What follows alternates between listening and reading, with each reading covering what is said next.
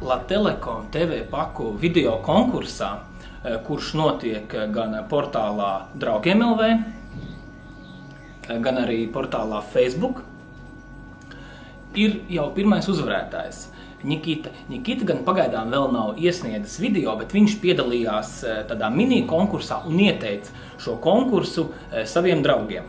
Sveiks, Nikita, pastāsti, kā tu jūties, ka tu esi uzvarējis šī konkursa pirmo balvu? Esmu priecīgs.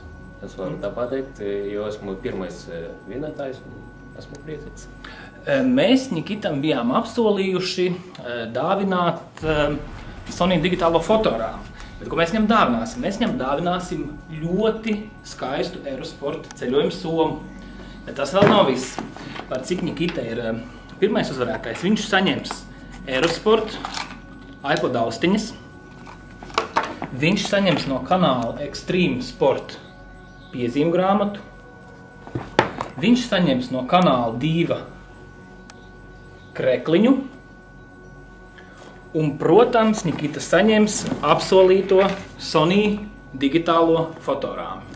Apsveic tevi! Paldies!